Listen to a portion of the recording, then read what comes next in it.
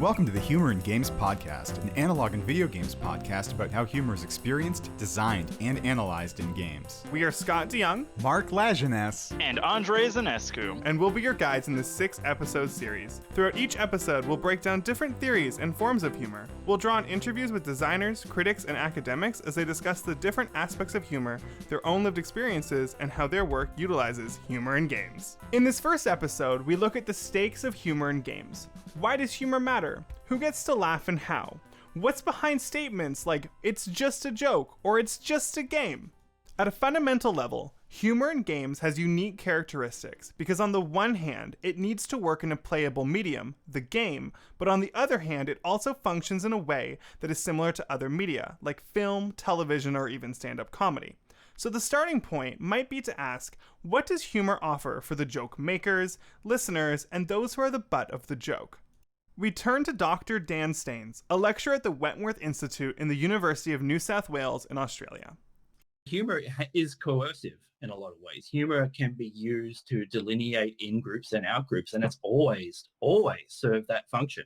So, for example, if you look at sort of the history of the Cold War, for example, one of the things that defines American propaganda during that period is that they had this way of characterizing the Soviets and the East Germans as humorless. And so, humor became this kind of delineating, politically motivated sort of in-group identity thing. And it's always been like that. It's actually the power of humor to get people to do things is actually a little bit scary. And it's one of the reasons why when people say things like, oh, it's just a joke, it doesn't matter that it's just a joke, it's bullshit. That humor is extremely powerful. So if Dr. Staines' statement holds that humor delineates in-groups and out-groups, we should recognize that humor is modeled after the lives and experiences of those groups and how they interact.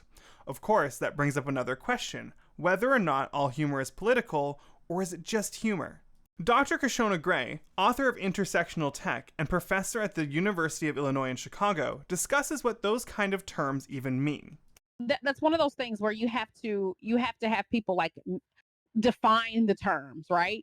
So when you hear people say like, oh, I'm not going to engage in politics, what they're really saying is that they're not going to engage in like any kind of conversation around like race or any kind of conversation around like gender. That's really the extent of what people, may like define as like political. Or, people might also think that you mean like, politics, or we're not talking about the president or, like the government structure. So it's not political. Like people really think that. People don't realize there's a message in everything. And I think that that's one of the important lessons that I always want to like impart, like for my students. I'm like, there are even like, I had them do like, even like the simple activity of thinking about what's the ideology that's like present in all these things. And she's not alone in reflecting on the intersection of humor and politics. Dr. Staines shares a similar thought. I think, I wouldn't say the humor is inherently political, but I think it very obviously is political in a lot of ways. And like I said, I think that humor serves a very obvious function as creating in-groups and out-groups. And I think you'll see that in games like League of Legends, games like Dota 2, where you have these very toxic communities that seem to be driven in part by the kind of humor that they partake in. Like if you like this kind of humor, this kind of sort of, racist kind of quasi-ironic humor, then you're part of the in-group. And if you don't, then obviously you're just a cuck or whatever they want to call you this week.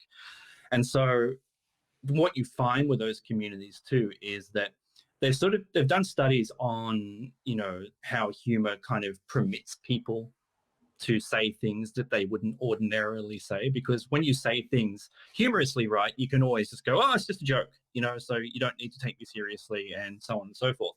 And so what that does is that little by little it sort of moves the boundaries of what is acceptable to say. The more you accept these kind of sort of racist, quasi-ironic jokes, the more genuinely racist and less ironic they become over time. So you get this sort of self-perpetuating cycle. And I think that's basically what's happening in communities like that. It's why they're so almost irredeemably toxic, is because, they all started out being like, lol, just jokes. But, given a couple of years now, they're just genuinely racist. Building from this, Dietrich Swinkifer, or Swinky for short, a new media artist, game maker, and former academic, discusses why we should keep asking these kinds of questions. I think there are politics inherent in all kinds of humor. The questions to ask are kind of like, who is the target of this humor and what is being ridiculed, who is in on the joke, who is left out. So, like, questions like that are very relevant. So it quickly becomes almost impossible to detangle politics from humor. We should think about why some folks laugh at certain humor, but not others. What are the intersections between specific cultural groups and certain kinds of humor? We turn again to Dr. Gray. The cultural disconnect that a lot of populations have, like with humor, right? So if we just look specifically between like black and white, there are, meaning black people, white people, black culture, white culture. There are parallel universes, right? That are like different ways of like engaging with comedy and humor. And what one group of folks find funny is not the same as like what other folks like find funny, right? The idea that people vary in what they find funny asks us to think about the subject position of the joke maker and its listeners. So we need to consider how the contexts that shape our individual identities, such as where we were born or what communities we grew up in, impact our interpretations of a joke. Expanding on this, Ida Toft, a game developer and media artist at Concordia University in Montreal, discusses the complexities that can shape art, games, and humor. I think humor is really tied to who you are and your subject position in society. So there's a difference between, as a white woman, you're very much in between a couple of things. So you're not, you really have to manage your position basically, which is that you both have a lot of privilege that can marginalize other people, but you're also marginalized a lot yourself. I'm not a white woman. I'm a queer person, so that adds to that.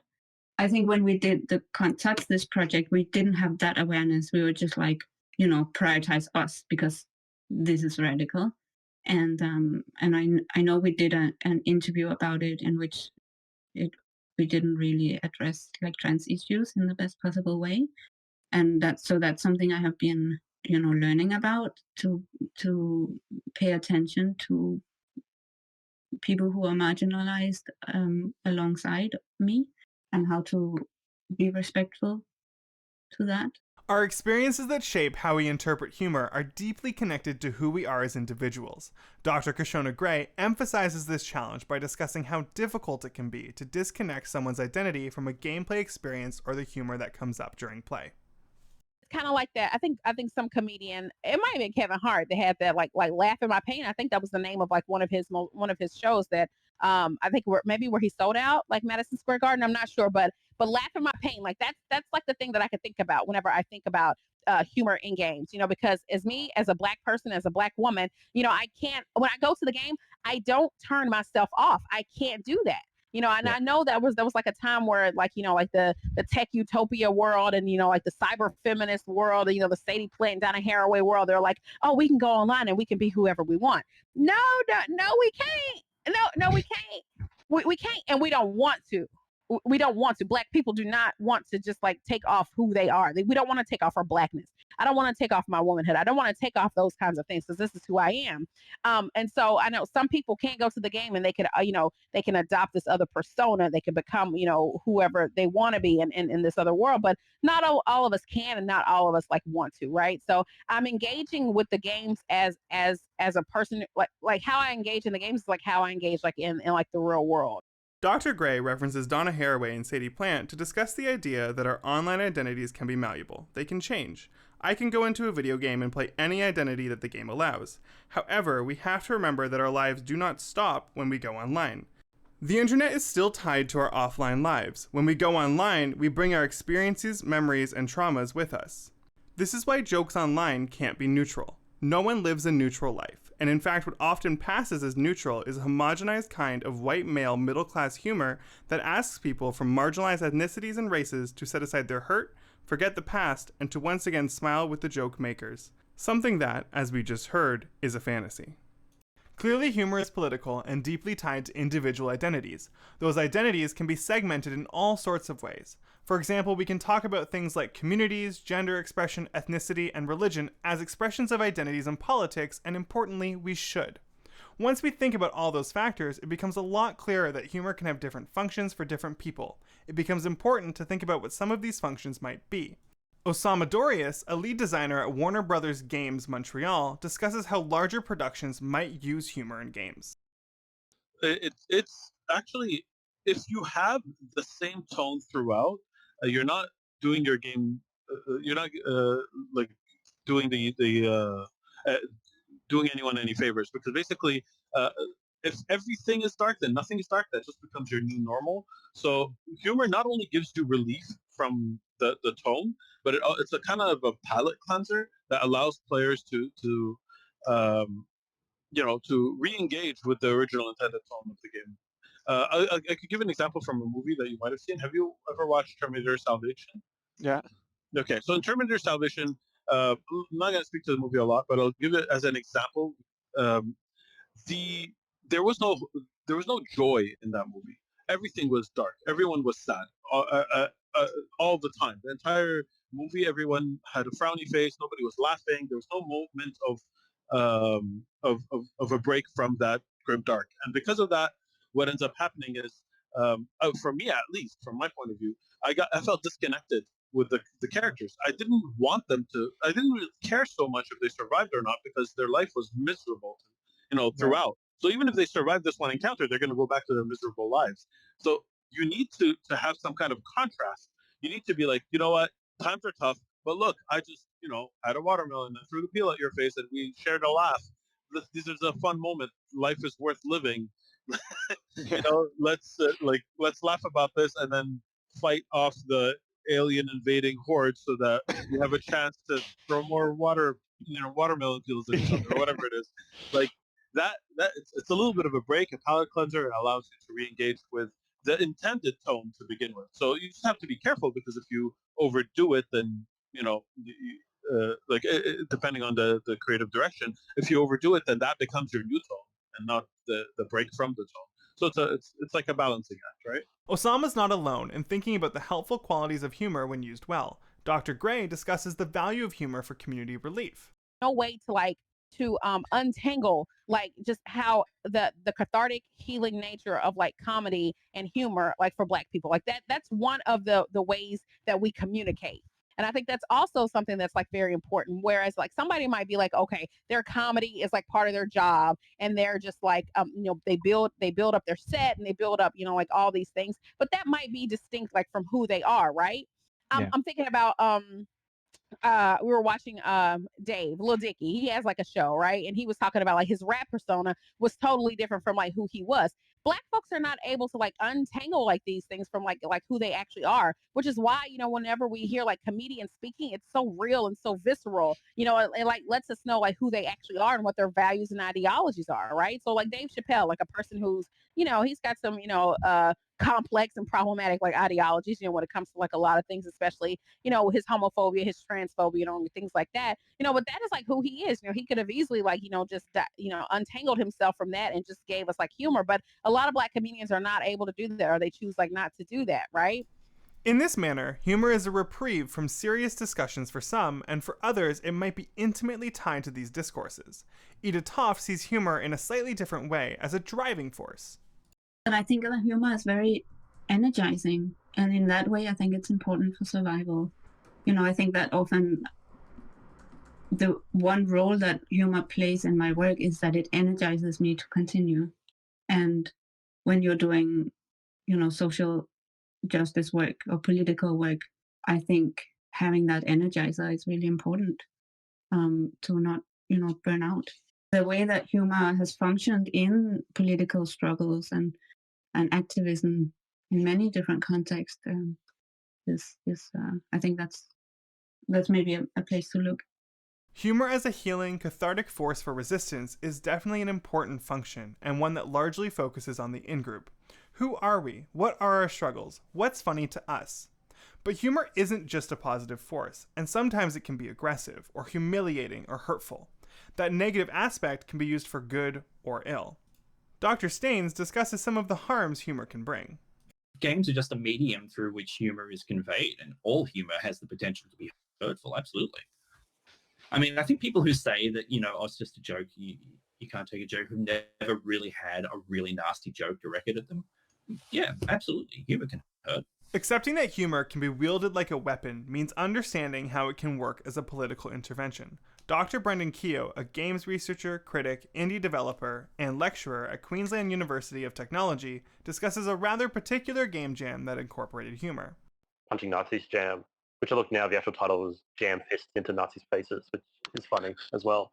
But yeah, like you don't want to make a game that just makes Nazism funny or that makes the Holocaust funny or something like that, right? Like, that's obviously horrendous and not politically useful in terms of the clear, explicit political alignment of that game jam. Whereas going back to, I guess, what I was saying before is using humor to humiliate these people that need to be deplatformed effectively, that need to like people like again, sorry, I'm not going to say their names because screw them, but like these quite popular within the alt-right people who have built up that authority, just like humiliating them is a valuable political project, I think. Especially, I think like it's what the alt-right really benefits from in the internet age is a lack of literacy amongst every generation, I think, in terms of like identifying who actually should have the authority to speak on certain subjects on like social media or on YouTube or whatever. And like, and God, I'm just glad that like YouTube didn't exist when I was like a 15-year-old, because I would absolutely be some alt-right dickhead now. Like just because you're 15, you're a dude, you haven't even encountered simple ideas like privilege yet. And you're like, yeah, why isn't there an International Men's Day? And then if like YouTube existed and I just Googled this and found some well-dressed dude in his basement talking about alt-right stuff, it would make total sense and be like, yeah, this guy's right.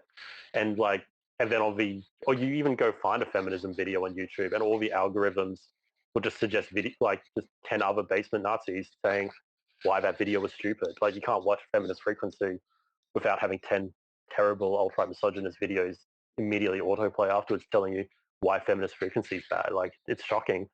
And so there's a real problem with the internet today or with culture today where people from political leanings that in previous generations were easily sidelined by the mainstream as not worth listening to now have a platform and easy to listen to. And so the act of humiliating those people, I would like to think, contributes to countering that. So that's where the humor is valuable as a political project in that sense. Whether it works or whether a little itch jam for making these tiny games really contributes to that, is like the real impact of that is debatable. But I think it's still valuable either way as a facet, if nothing else, to kind of do that. This means we need to be careful in how humor is being used. While Dr. Keogh emphasized humorous games as a way to humiliate the alt-right, Dr. Gray expands on this by framing humor as a form of resistance, where it can be used to punch up and fight back. So, in the earlier work that I did, I talked about, the intersecting oppressions. I talked about the heaviness of racism and sexism and homophobia, all these transphobia, all these things that, these women were experiencing like in the gaming space, but also like in their physical world. And I never really talked about despite all that, they stay in this gaming space. And I never really talked about why, I never really talked about, how they had developed these beautiful communities of support and collective coping, dealing with like collective and like individual kind of like trauma and like how they relied on each other like in that space. And that's like the question that I often get. That people are like, well, if these spaces are so bad, then why don't you just leave? Why don't you just go? I'm like, well, because that's not why we're there, right? And I think and I'm hoping that's what I was able to do, like with intersectional tech, to say, okay, we've got these technologies, like what are we doing with them? Like we do like a lot of dope ass things like with these technology. Black and brown women do a lot of like amazing things like with these technologies. So, but some of the stories that, like that got left out, like in those early days, so one of the things that I think, I think it might be my contribution to like to your podcast would be that the humor is found in the communities. The humor is not found in the games for so many Black and brown women, right? Because, for the most part, these games are not made for us, right? For the most part, they're playing these games and they never see faces of people that look like them, right? And if they do see themselves, let's say, for instance, let's say a game like, Grand Theft Auto, when they see themselves as like as sex workers, right? which is not bad. A lot of the women like engage with the sex workers. A lot of the women, of course, were intentional about not creating like additional harms to like these sex workers, right? They're like, we're not going to exploit them. We refuse to like, just use them as, to get our health back up and like abuse them and harm them and, subject them to like all this violence. So they were intentional about like when Black and brown women were present in the games, that there was always like this ethics of care, like around like making sure that they're taken care of, even though they were just characters, right? So things have gotten very complicated very fast. It might be the case that games have almost faded into the rearview mirror when we're talking about the issues that intersect politics and humor. To help reorient us towards games, let's take a moment to discuss humor in game design. Of course, even thinking about game design prospectively brings up questions about how to even design something for someone else. Ida Toff discusses this need to design differently. How do you design for people who are different than yourself? Can you design games for other people? Can you design over differences, right? Can we assume that I'm making something that is interesting for you? I'm making so many assumptions about what is funny for you, or what is pleasurable, or what is play for you. Game development is tied to challenges of proper representation within humor and video game design. We need to be asking how game content and humor is structured right now. As games continue to improve their inclusion of diverse bodies, Dr. Gray reminds us of the impact that increased representation can have when these marginalized bodies are brought into the context of a game space. I've been part of like the generation that has asked for more diverse games, right? Behind the charge of like Tanya DePass, supporting, her work with the I Need Diverse Games, and supporting, black girl gamers, and, making sure that there's more inclusivity and more visibility, like for Black women in the games. One of the things that we have to contend with is like, okay, what is happening when Black women are made visible in a game? I was playing Call of Duty, I was playing Warzone, and I unlocked the character Sid. Do you know Sid? The Black woman that's she's one of the playable characters, right? It's one of the things that Black and brown women have been asking. For instance, like, can we have more Black women, and not just ambiguous women, right? You can give us like that ambiguous brown woman that she's like the everybody's woman, right? So Puerto Rican women can connect to her, biracial women can connect to her, South Asian women can connect to her. You have all these populations. And that's fine, right? We're not upset at that. We realize that, we often won't have like our cultures like represented, right? So, shout outs to like Overwatch for instance, for, featuring like all these brown women, right? There's a variety of brown women. So, I always, give props to Overwatch like for that. But whenever I was playing like Call of Duty, I got really excited. I was like, oh my gosh, I get to play a Black woman, like I think for like the first time like ever, like with this Call of Duty. And then oh my gosh, it's really hard to say. I had to also accept the fact that there were going to be extreme levels of violence brought down on her body. There was like a moment where she was, oh gosh, like a RPG like hit her, and then her body was just, and then I had to like look at her for a second, like there was like a cutscene of where she was just like dead in her body, and I was like, and I felt bad. So this is like a weird thing, right? Like I felt bad. I'm like, here what have I actually been asking for? What have we collectively been asking for? Because the nature of like these games is like so violent. And so we're really asking for more bodies, more of our bodies, because Black women experience like disproportionate amounts of like violence anyway, and then here we are wanting them to be inside this gaming space and subjecting them to like even more violence. I don't play Sid anymore. I refuse to play Sid anymore. I play the white dudes in the game. I'm like, and here I am, like this is like a total 360, right? I'm like here and like it's and I have no humor lens on this. Like, there's nothing funny about this. And I'm laughing, but it really made me reach like a point where I was just like sad for gaming. I'm like, we really have like, because of like all like the violence, I think that violence was like just made real when I saw it being done to this Black woman in this game, and I didn't want to do that anymore. I didn't want to be a part of it. Now that's not saying like I don't devalue like white men's lives. I'm like, I'd rather just see the white guys get shot, but that's something that like we're used to, right? We're used to that, because they have always been present in like all these games, especially like in these military shooters. This is like the body that we've been seeing, and even like in the movies that we watch, that's like the thing. And so I was like, you know what? I'm gonna let white men have this narrative. I'm not gonna complain ever again because I don't want any more women of color being like a part of this. so I think, but there was like a moment where we were like laughing. I remember we were in a game and we were all playing as like black women, and then we were like, we at the point we were like, man, fuck this, we ain't doing this no more. We don't want to see her being killed. You know, we didn't want to. I'm so sorry, I'm cursing too. I'm so sorry. No, it's fine. I'm so sorry. Don't worry My about bad. it. So there was really like a point where we were like, we can't do this. But that also illustrated like the point of why diversity is so necessary. You know, we're like, why can't we do like have some amazing fantasy adventure where, you know, the violence like isn't there, you know? It might seem strange to think of Call of Duty as a humorous game, but a lot of funny content comes from the ragdoll physics and the reactions of players. The inclusion of racialized bodies in the game, where humor depends on enacting violence onto others, brings us back to the idea that humor affects different people in contextually dependent ways. To be clear, Dr. Gray speaks about her visceral reaction to a game that is not usually taken seriously. Call of Duty is a game where people often laugh because of this over-the-top action and violence, except for in this instance, the humorous content brings up hurtful realities which are on display in broadcast media every day. We as video game consumers, critics, and academics need to reflect on whether we believe that humor derived from violence can ever be separated from the gendered and racially fraught history that forms the bedrock of these jokes. We certainly don't think these can be separated. Clearly, although Call of Duty can be funny, it's not just a joke. Humor is political. It's rooted in cultures, communities, lived experiences, and how we see ourselves and each other.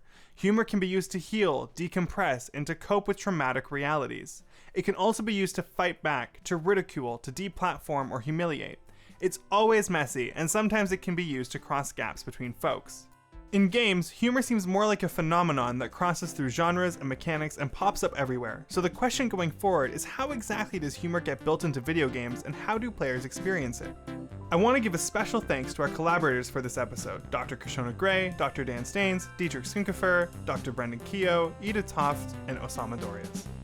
Next time, we are going to look at how older forms of comedy, such as stand-up or comic books, are applied to the use of humor in games. See you then!